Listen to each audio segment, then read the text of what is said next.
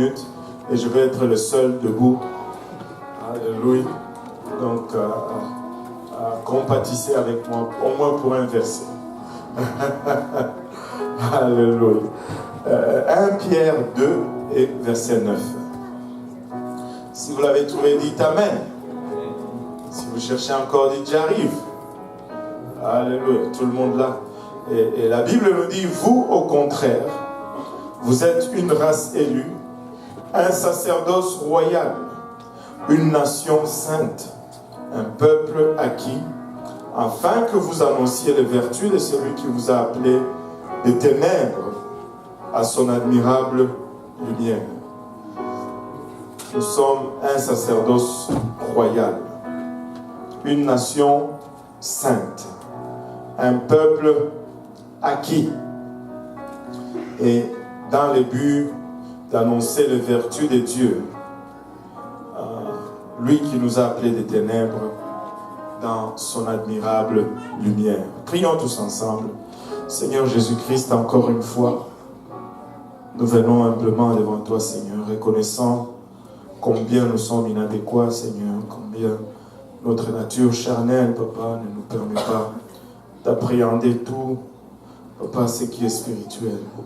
En ce moment, nous te prions, Seigneur, que tu étends ta main sur nous et que tu nous rencontres au lieu de nos besoins, Seigneur. Que cette parole nous parle et que tu nous aides, Seigneur Jésus-Christ. Permets-moi de parler sans crainte, ni faveur, ni hésitation, Seigneur. Permets-nous tous ensemble de recevoir dans nos cœurs et que cette parole germe, produise de fruits et que ce fruit nous conduise jusque dans la vie éternelle. Avec action de grâce, dans le cœur, nous te prions dans le nom de Jésus. Nous disons tous au nom de Jésus. Alléluia. Juste avant que nous nous asseyions, je me sens de faire quelque chose de différent. Je veux qu'on prie pour Yves. Yves, si tu veux venir en avant, on va prier pour Yves aujourd'hui. Je vais, si on peut prendre l'huile, je vais demander quelques frères de venir. Alléluia. Alléluia.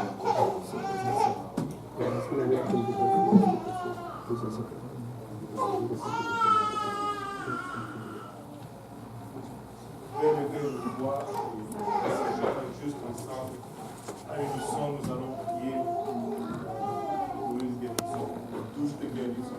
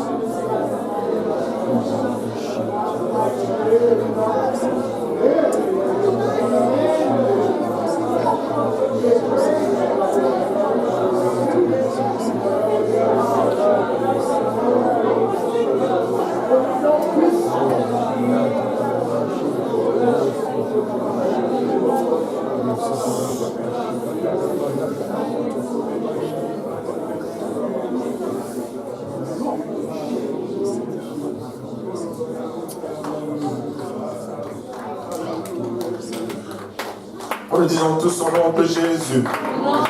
Alléluia. Alléluia. Oui, nous pouvons battre nos mains pour le Seigneur.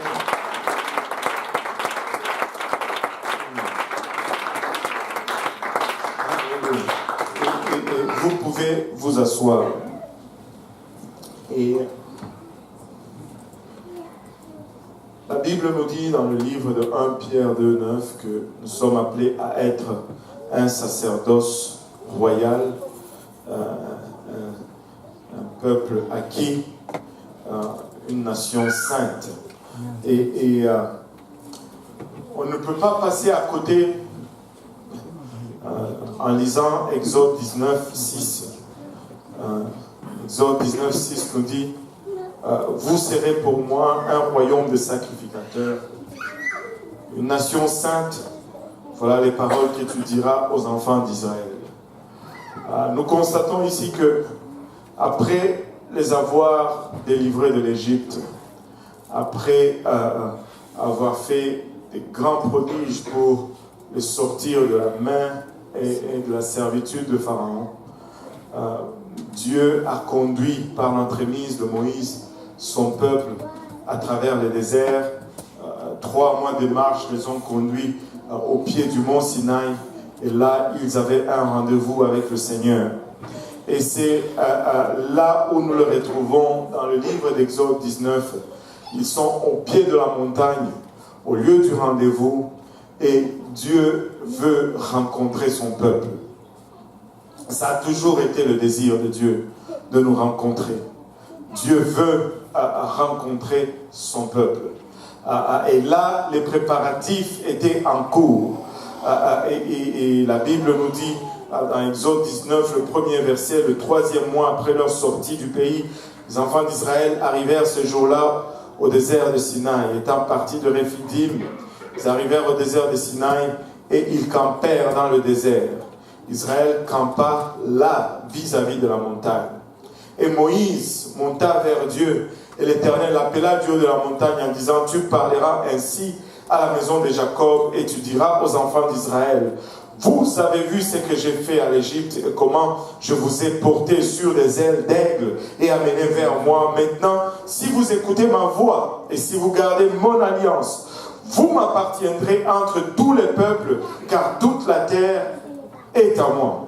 Il dit, vous serez pour moi un royaume de sacrificateurs et une nation sainte. Voilà les paroles que tu diras au peuple d'Israël. Le rendez-vous était en préparatif. Dieu leur dit, vous avez vu comment je vous ai délivré de l'Égypte et comment je vous ai fait venir jusqu'ici. Et vous avez vu ce que j'ai dû faire à l'Égypte. Maintenant, si vous gardez mon alliance, si vous obéissez à mes voix, vous allez m'appartenir. Et étrangement, il dit, le monde lui appartient. Mais il dit, mais vous allez m'appartenir. C'est comme un peu une répétition. Le monde lui appartient, Israël est dans le monde. En principe, Israël est à lui aussi. Mais Dieu est en train de chercher d'avoir une relation particulière avec Israël. Dieu est en train de chercher une alliance particulière avec Israël. Et ce n'est pas différent quand nous regardons notre marche à nous. Et très souvent, cela nous est répété, nous est enseigné à raison que le monde, c'est vraiment le type de l'Égypte. Et lorsque Dieu nous a sauvés du péché, il nous a en fait tirés de la servitude de l'Égypte. Et la typologie est correcte, mais quand nous établissons cette typologie, nous devons aller jusqu'au bout de ce que cela nous enseigne. Il dit, vous avez vu comment, laissez-moi dire à quelqu'un ici, tu sais comment Dieu t'a tiré de la servitude du péché. Tu es témoin de comment Dieu t'a secouru alors que tu étais dans la détresse. Et il t'a amené jusque là où tu es. Mais Dieu n'est pas encore satisfait parce qu'il désire une relation particulière avec toi. Dieu a un rendez-vous avec certains d'entre nous, mais nous sommes au pied de la montagne. Nous sommes certes sortis de l'Égypte. Nous sommes certes... nous avons quitté le monde. Certes, nous nous sommes mis en marche. Et peut-être que nous avons même marché dans le désert. Et nous sommes arrivés au pied de la montagne. Mais est-il que nous devons encore monter au sommet de la montagne? Nous devons encore monter au sommet de la montagne. Voyez ce qui arrive ici. Moïse est descendu, il a appelé les anciens du peuple au verset 7 et il a mis devant eux toutes ces paroles comme l'Éternel lui avait ordonné. Et le peuple tout entier répondit, nous ferons tout ce que l'Éternel a dit. Moïse rapporta les paroles du peuple à l'Éternel. Il n'y a pas d'argument quand on sait que Dieu te demande. Il n'y a pas d'argument quant à ce que tu vois dans la parole de Dieu, ou à ce qui est prêché, ou à ce qui est enseigné. On a déjà passé cette étape où on argumente, est-ce que c'est ça ou ce n'est pas ça? Tu es d'accord, et nous sommes d'accord. Et nous disons à Dieu, nous allons faire ce que tu nous demandes. Il y avait un moment où nous étions encore dans le point, est-ce que c'est nous étions encore au point de dire, est-ce que c'est vraiment ça que la parole de Dieu demande?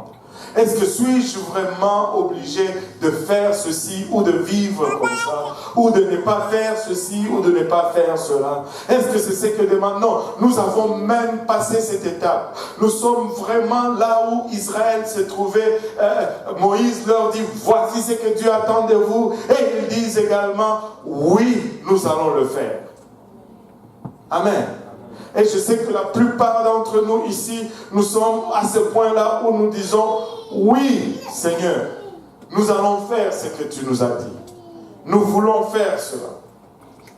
Et l'Éternel dit à Moïse, je viendrai vers toi dans une épaisse nuée afin que le peuple entende quand je te parlerai et qu'il ait toujours confiance en toi. Moïse rapporta les paroles les paroles du peuple à l'Éternel. Et l'Éternel dit à Moïse, va vers le peuple, sanctifie-les aujourd'hui et demain, qu'ils lavent leurs vêtements, qu'ils soient prêts pour le 3e jour. Car le 3e jour, l'Éternel descendra aux yeux de tous les peuples sur la montagne de Sinaï. Dieu ne voulait pas que ce soit une expérience particulière de Moïse. Dieu voulait que tout le peuple participe à cette expérience. Dieu voulait que chacun des Israélites ait son propre expérience de la manifestation de Dieu. Ils étaient tous appelés à le voir. Ils étaient tous appelés à l'entendre. Ils étaient tous appelés à contempler sa gloire et cela devenir une marque personnelle dans leur relation avec Dieu. Et vous savez quoi? Pour nous aussi aujourd'hui, Dieu nous appelle à une relation personnelle. Dieu ne nous appelle pas seulement à une relation collective ou ne nous appelle pas à une relation par intermédiaire. Il nous appelle à une relation personnelle. Il veut que chacun de nous ici puisse voir personnellement sa face. Il veut que chacun de nous ici puisse entendre personnellement sa voix. Il veut que tu le saches par toi-même, que tu communiques avec lui par toi-même, qu'il te parle directement et que tu lui répondes personnellement. C'est ça le désir de Dieu. C'est ça le désir de Dieu. L'Éternel, au fait, il dit, et c'est terrible, tu fixeras les limites et tout ça, les paramètres sont établis. Au verset 14, Moïse descendit de la montagne vers le peuple.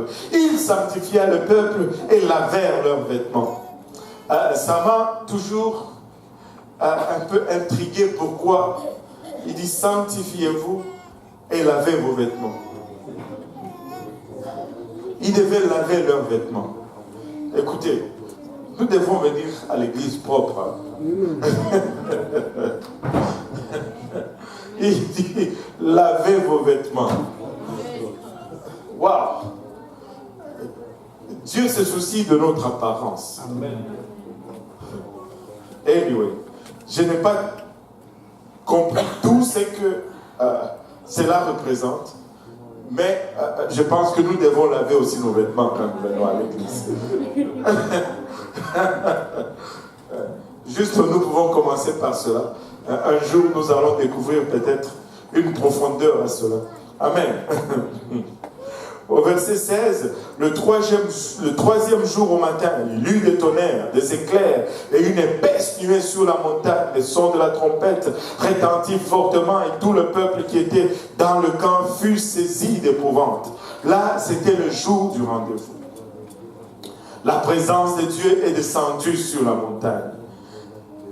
Et vous savez, des fois, nous allons nous dire, ok, je veux la présence de Dieu, je veux prier, on va à l'église.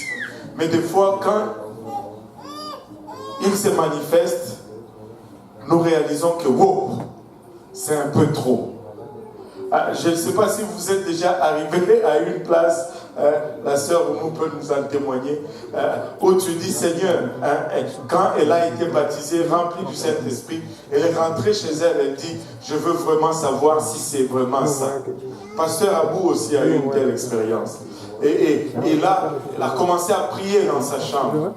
Et là, la présence de Dieu est tellement rentrée là-dedans. Tu voulais me voir? Attends, me voici. Et elle a commencé à avoir peur. Elle a commencé à avoir peur. Et cela nous arrive de fois. Et nous voulons de Dieu. Mais quand Dieu se manifeste, ça génère une crainte en nous. Nous arrivons à une place où ça nous fait peur. Il y a tellement de la présence de Dieu et ça fait peur. Et c'est correct. Ça devait nous faire peur. Le troisième jour au matin, il y eut des tonnerres, des éclairs et une épaisse nuée sur la montagne. Le son de la trompette retentit fortement et tout le peuple qui était dans le camp fut saisi d'épouvante. Moïse fit sortir le peuple du camp à la rencontre de Dieu et ils se placèrent au bas de la montagne. La montagne de Sinaï était tout enfumée parce que l'Éternel y était descendu au milieu du feu. Cette fumée s'élevait comme la fumée d'une fournaise et toute la montagne tremblait avec violence. Je ne sais pas si vous essayez, si vous pouvez un peu vous imaginer la scène. La montagne tremble avec violence. Cela veut dire que c'est un tremblement que tu peux non seulement sentir, mais observer. La montagne tremble avec violence. Et permettez-moi juste de revenir un peu là-dessus. Je ne sais pas si vous avez déjà vécu un tremblement de terre. Qui a déjà vécu un tremblement de terre? Waouh! Écoutez, même, ok, ce n'est pas le tremblement de terre qui a frappé Haïti, là, mais même un simple tremblement de terre, c'est une sensation particulière. Parce que, vous savez, dans notre subconscience, c'est le sol, c'est la chose la plus stable. Ça ne bouge pas pour des années. Et ça n'a jamais bougé. Et nous nous appuyons sur ça. Si ce n'est pas là, ben, on fait comment? Mais là, quand ça tremble, il y a un sentiment d'insécurité et d'instabilité qui est difficilement descriptible. C'est très difficile à décrire. Tu sens comme si ton cœur tombe dans ton ventre. Et c'est comme, tu ne sais, tu perds les références, au fait. Parce que ça n'a jamais bougé. Et c'est mieux de ne pas bouger. Que ça ne bouge pas. Alléluia. Et que ça ne bouge pas. Et c'est mieux de ne pas bouger. Quand ça bouge, et regardez, la montagne secouait avec violence. Le son de la trompette retentissait de plus en plus fortement. Moïse parlait et Dieu le répondait à haute voix. Ainsi l'Éternel descendit sur la montagne de Sinaï, sur les sommets de la montagne. L'Éternel appela Moïse sur les sommets de la montagne et Moïse monta. C'était un spectacle extraordinaire. C'était un moment épeurant. Et littéralement, la voix de Dieu retentissait. Et si vous lisez par la suite le chapitre 20, Dieu est en train de donner tous les commandements. Il commence à parler à Israël.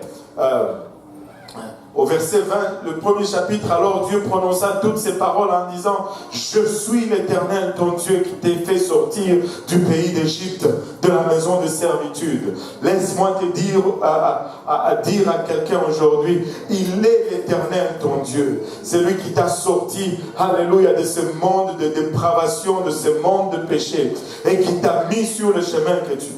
Il dit: tu n'auras pas d'autre Dieu devant ma face.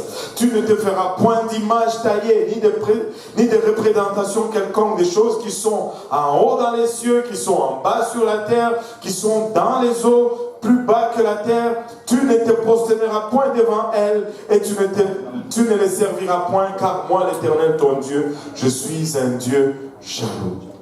Waouh! Et ainsi Dieu parlait et le peuple tremblait. Et il a donné les commandements et ça se suivait. Tu travailleras 6 jours, au verset 9. Tu ne tueras point, au verset 13. Tu ne commettras point d'adultère, au verset 14. Tu ne déroberas point, au verset 15. Tu ne porteras point de faux témoignages contre ton prochain. Tu ne convoiteras point la maison de ton prochain, etc. Et regardez ceci. J'ai découvert quelque chose de fantastique. Vous savez, le 7e commandement dit, tu ne commettras point d'adultère. Vous savez, quand Dieu donnait le commandement, vous savez pourquoi le 7 est écrit avec une barre? Parce qu'avant, 7 s'écrivait seulement comme ça. Mais quand il arrive au 7e commandement, il dit, tu ne commettras point d'adultère. Et là, le peuple se regarde, ils crient tous, non, non, barre le 7, barre le 7, barre le 7. Et là, on a mis une barre.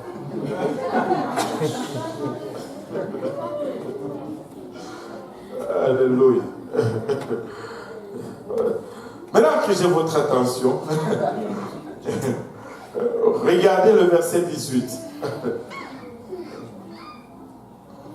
Et c'est là que le point, c'est là le message que je voulais donner à quelqu'un aujourd'hui. Tout le peuple entendait les tonnerres et les sons de la trompette. Il voyait les flammes de la montagne fumante. Et à ce spectacle, le peuple tremblait et s'était né dans l'éloignement. Vous savez,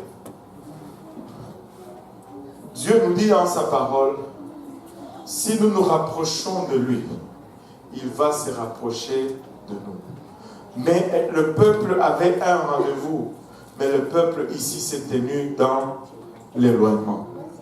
Et il dit à Moïse, parle-nous toi-même. Nous préférons entendre ta voix. Et nous écouterons, nous allons faire ce que tu dis. Mais que Dieu ne nous parle point de peur que nous ne mourions. Ils avaient peur de mourir. Ils ont décliné cette invitation de rapprocher Dieu. Moïse dit au peuple, ne vous effrayez pas, car c'est pour vous mettre à l'épreuve que Dieu est venu. Et c'est pour que vous ayez sa crainte devant les yeux, afin que vous ne péchiez point. Mais le peuple restait dans l'éloignement. Mais Moïse s'approcha de la nuée où était Dieu. Il devait s'approcher avec Moïse, mais ils sont restés dans l'éloignement. Vous savez, nous chantons un chant très souvent que nous aimons bien chanter. Et il est vrai ce que ça veut dire. Mais comme pour ce message que j'ai déjà parlé très souvent, mais nous pouvons ajouter une autre dimension à cette chanson. Nous chantons très souvent jusqu'au bout, jusqu'au bout, jusqu'au bout avec Jésus. J'ai dit jusqu'au bout, jusqu'au bout, jusqu'au bout avec Jésus. Je vais avancer. Alléluia. Maintenant, regardez ceci. Nous disons jusqu'au bout. Mais très souvent, malheureusement, l'idée et le concept que nous avons d'aller jusqu'au bout, c'est seulement l'enlèvement. Mais vous savez, si nous n'allons pas jusqu'au bout dans le maintenant, nous n'allons pas pouvoir aller jusqu'au bout dans le avenir. C'est-à-dire, Dieu nous appelle à un rapprochement. Dieu veut que nous nous rapprochons individuellement de lui. C'est le fait que nous nous rapprochons de lui qui va transformer notre marche, qui va transformer notre personnalité. Regardez, il y a eu 2 effets suite à ce rendez-vous du mont Sinaï. Moïse s'est rapproché et Moïse était une personne différente à partir de ce jour-là. Moïse n'a plus douté du Seigneur. Moïse a été appelé l'homme le plus humble. Moi, je crois que s'il a survécu même à tout ce qu'il y a eu comme rébellion et révolte de la part d'Israël, c'est parce qu'il s'est tellement rapproché de Dieu. C'est parce qu'il s'est tellement rapproché de Dieu que la personnalité de Dieu a commencé à se confondre avec sa personnalité. tu sais, quand tu côtoies quelqu'un, les traits de la personne commencent à t'influencer. Tu commences à avoir le même tic que la personne que tu fréquentes. Tu commences à avoir les mêmes pensées, les mêmes paroles que la personne que tu fréquentes. Tu vas voir tout à l'heure, vous allez le remarquer, Becky va commencer à parler un peu comme le frère Jules. Le frère Jules va commencer à faire des choses un peu comme Becky. Ça arrive toujours. Ça arrive toujours. Vous passez du temps ensemble, vous vous influencez. Mais Dieu s'est rapproché de Moïse et le caractère de Dieu a commencé à déteindre sur lui. Au point où lorsque il était le temps de juste nettoyer Israël, Moïse dit non Seigneur, tu ne peux pas faire ça. Écoute, l'humanité, permettez-moi de vous dire, ne peut pas prononcer une telle chose. C'est cette influence divine, c'est cette contamination de l'Esprit de Dieu dans Moïse qui a amené Moïse à cette place où il pouvait dire Seigneur, si tu les nettoies, efface-moi du livre de la vie. Et Israël, de l'autre côté, il a refusé d'entrer dans cette présence, a refusé d'embrasser cette opportunité. Et Israël a douté continuellement le Seigneur dans leur marche. Ils étaient perpétuellement dans le doute. Ils étaient continuellement en train de remettre en question ce que Dieu veut faire pour eux, ou ce que Dieu a fait pour eux, ou ce que Dieu leur dit. Écoute, nous voulons aller jusqu'au bout. Mais si nous voulons aller jusqu'au bout là, nous devons faire ça jusqu'au bout aujourd'hui. Nous devons prier, aller jusqu'au bout dans notre prière. Nous devons aller jusqu'au bout dans notre consécration. Si nous voulons aller jusqu'au bout dans le jusqu'au bout que nous chantons là. Nous devons Dieu désire l'intimité avec nous. Dieu désire être intime avec nous individuellement. Nous ne pouvons pas y arriver avec juste le collectif. Israël était au pied de la montagne collectivement, mais ils ne sont pas arrivés à aller jusqu'au bout. Ils sont tous morts dans le désert. Ils sont tous morts dans le désert. Je veux entrer dans la présence de Dieu. Je veux aller jusqu'au bout dans ma prière. Écoute, on va un peu sortir des normes. Oubliez un peu les 1 heure, le 1h30 de prière. Pourquoi est-ce que tu ne pries pas seulement jusqu'à ce que Dieu te touche? Si ça va prendre 2 heures, que ça prenne 2 heures. Si ça va prendre 3 heures, que ça prenne 3 heures. Oublie un peu le chrono et juste sois avide de la présence de Dieu. Sois avide de ce que Dieu veut faire. Écoutez, Dieu ne nous a pas sortis du monde pour que nous commencions à contempler continuellement ce qui est dans le monde. Dieu nous sort du monde, mais nous voulons nous habiller comme le monde. Dieu nous sort du monde, mais nous voulons nous réjouir comme le monde. Dieu nous sort du monde. Non. Notre problème, c'est que nous ne passons pas assez de temps dans la présence de Dieu. Écoutez, il nous appelle tous à être des sacrificateurs. Nous sommes tous un sacerdoce royal. Qu'est-ce que cela signifie? Cela signifie que chacun de nous ici présent peut aller devant Dieu dans le Saint des Saints et offrir le sang. Chacun de nous. Nous sommes tous des sacrificateurs. Nous pouvons tous entrer dans la présence, dans la Shekinah, présence de Dieu. Nous pouvons tous. Au fait, il a même allégé notre sacerdoce. Vous savez, du temps d'Israël, ils devaient toujours retourner à Jérusalem. Même s'ils avaient construit des synagogues, ils devaient toujours retourner à Jérusalem, les sacrificateurs. Mais toi, l'arche, tu te promènes avec. Tu es l'arche vivant. La présence de Dieu est en toi. Tu es le siège de miséricorde. La miséricorde de Dieu est venue s'asseoir sur toi. Donc, en tout moment, regardez ceci. La miséricorde de Dieu est venue s'asseoir sur toi. Ça, c'est juste moi. C'est peut-être pas vrai théologiquement, mais je me permets quand même de le dire. Satan est tombé avec combien? 1/3 des anges. Donc, 2/3 sont restés avec Dieu. S'il y a un démon qui vient pour te déranger, il y a combien d'anges avec toi? 2 anges. 2 anges. 2 anges et le Saint-Esprit. La présence de Dieu s'accompagne toujours avec 2 anges. La présence de Dieu s'accompagne toujours avec 2 anges. Le siège de miséricorde, 2 anges, un ange de chaque côté. Jésus ressuscité sur sa tombe, un ange de chaque côté. Dieu descend pour voir Moïse, 2 anges qui l'accompagnent. Écoute, nous pouvons amener notre tabernacle partout. Partout. Partout. Partout. Dieu veut rentrer. Dieu veut que tu ailles jusqu'au bout. Dieu a plus pour toi que ce que tu es en train de vivre maintenant.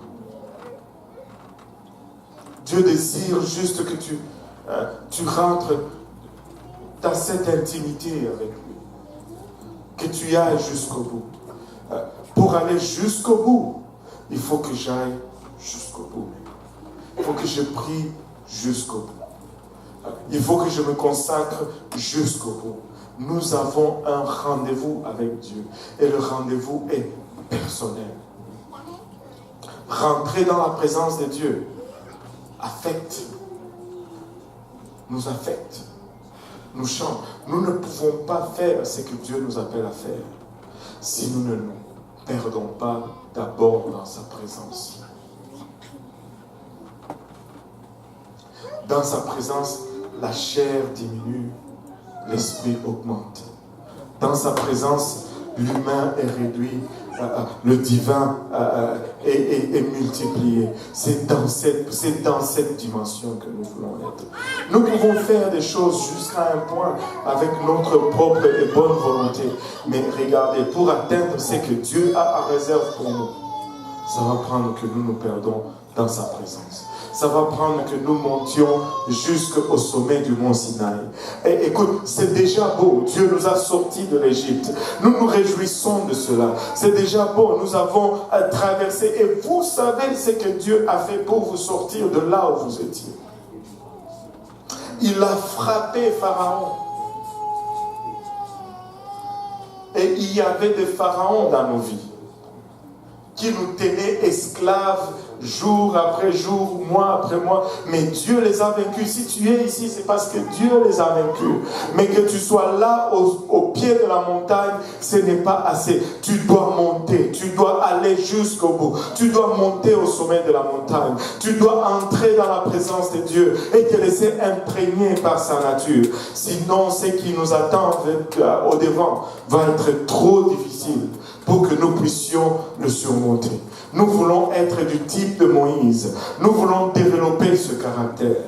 Mais cela se développe seulement dans la présence de Dieu. Nous devons prier comme nous n'avons jamais prié auparavant. Nous devons chercher la face de Dieu comme nous ne l'avons jamais cherché auparavant. Et vous savez, il y a prié. Et ça m'est arrivé hier quand j'enseignais. J'ai dit nous devons prier.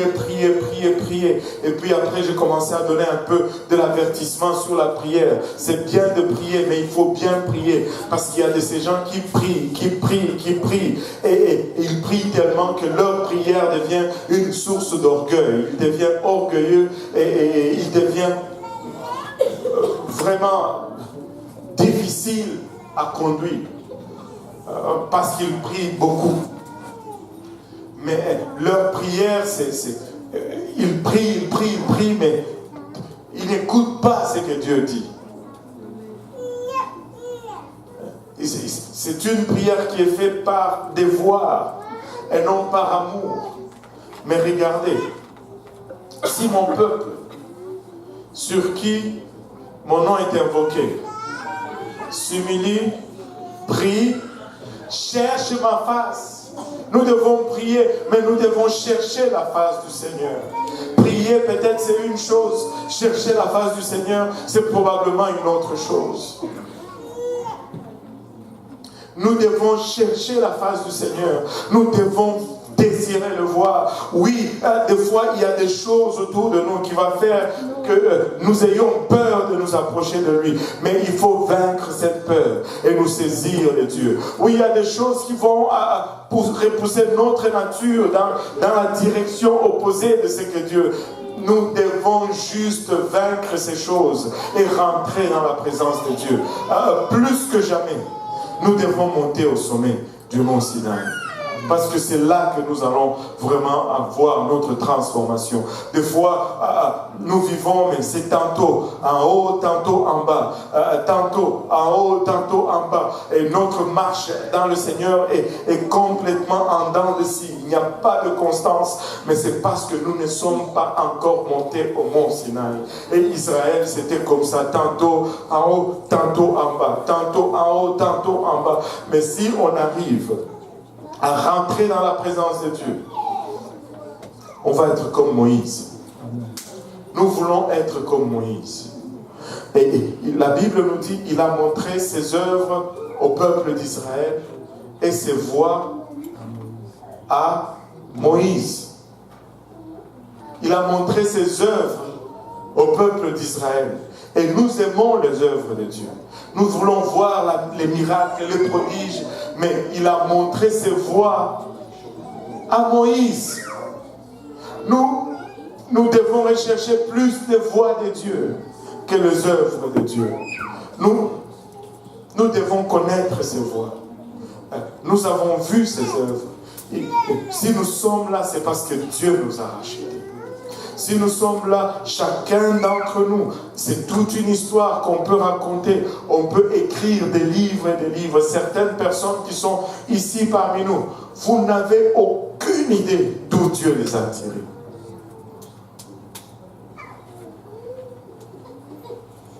Aucune idée. N'eût été de Dieu, certains d'entre nous allaient être des vrais bandits. Oui. Oui. En tout cas, je me rappelle, j'ai presque fini, je me rappelle un jour, il y a longtemps, quand le pasteur Lionel avait encore sa petite Mazda noire. Est-ce qu'il y en a qui se rappellent la Mazda 323, c'est ça? Protégée, voilà, la Mazda protégée. Et un jour, on devait aller, on devait faire le pique-nique de l'école du dimanche, l'autre côté au parc Angrignon. On est arrivé à l'église, la cabane était fermée, on n'arrivait pas à trouver la clé pour sortir les barbecues et tout. Et là, on a commencé à se dire, qu'est-ce qu'on fait? Et puis finalement, j'ai dit, si je pouvais avoir une pince, on allait juste couper le cadenas. Et le pasteur Lionel a dit, attends un peu. Il est allé dans la voiture. Il a sorti une grosse pince. C'est la grosse pince. Est-ce qu'il y en a qui se rappellent de ce jour-là? Il y a... Oui, voilà.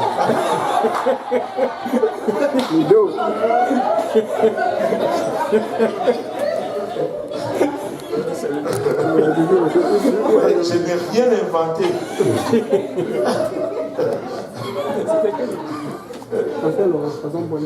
Je m'en doutais un peu, mais je ne voulais pas.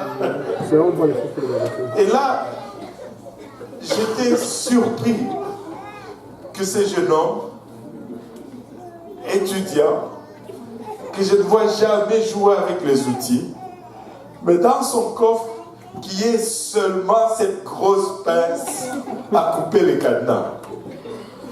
là, je regarde le pasteur Benet, je dis, mais qu'est-ce que tu fais avec ça dans la voiture?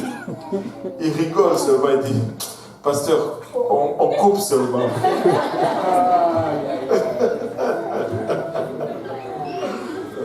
Vous ne savez pas d'où Dieu nous a tirés.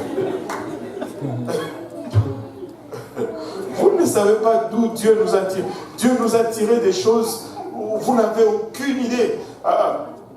Vous n'avez aucune idée. Mais c'est bon, mais ce n'est pas assez. Nous ne voulons pas juste arriver au pied de la montagne et rester là. Nous voulons monter au sommet de la montagne. Nous voulons rentrer dans la présence de Dieu. Nous voulons nous assurer qu'il n'y ait pas de doute dans notre marche future, parce que nous voulons aller jusqu'au bout. Nous voulons aller jusqu'au bout. Nous voulons monter au sommet. Écoute, quelqu'un doit encore monter dans la présence de Dieu. Quelqu'un doit encore monter sur le mont Sinaï. Quelqu'un doit être encore imprégné de cette nature divine. La Bible dit, le peuple restait dans l'éloignement, mais Moïse s'approcha de la nuée où était Dieu. Et à partir de ce jour, le peuple n'a jamais plus été ce que Dieu s'attendait qu'il soit. Ils étaient appelés à être de sacrificateurs. Mais tous n'étaient plus sacrificateurs. Aujourd'hui, Dieu nous appelle tous à être des sacrificateurs. Et ce qu'il voulait faire avec Israël, il nous donne l'opportunité de le faire avec nous aujourd'hui. Mais ne soyons pas comme Israël. Ne restons pas dans l'éloignement. Montons. Montons. Allons jusqu'au bout. Jusqu'au bout. Je sais qu'on vient de finir un mois. On est en train de conclure notre 3e jour de jeûne aujourd'hui et nos 3 jours de prière. Mais si nous pouvons faire de cette semaine une semaine exceptionnelle, si nous allons juste doubler notre temps de prière, juste parce que nous voulons monter jusqu'au sommet de la montagne. Juste parce que nous voulons monter au sommet de la montagne. Si nous doublons un peu et voyons si Dieu va être indifférent à cela. Nous n'allons peut-être pas compter le double d'âmes à gagner, mais je vous promets que tu vas être 2 fois meilleure personne que tu n'as été jusqu'à présent. Tu vas être 2 fois meilleur chrétien que tu n'as été jusqu'à présent. Il nous a appelés hors d'Égypte pour que nous puissions montrer ses vertus. Nous allons pouvoir montrer ses vertus si nous montons au sommet de la montagne. En nous levant tous ensemble. Alléluia.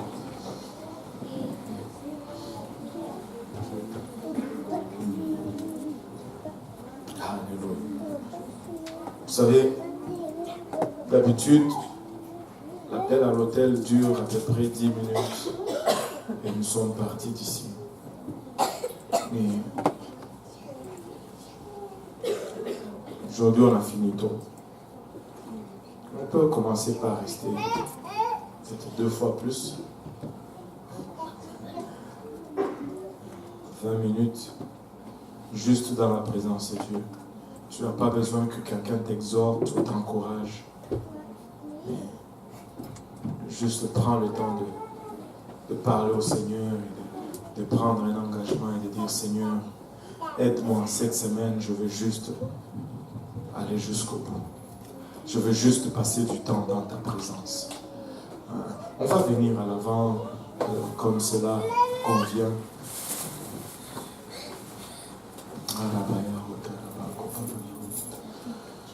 Alléluia, Seigneur.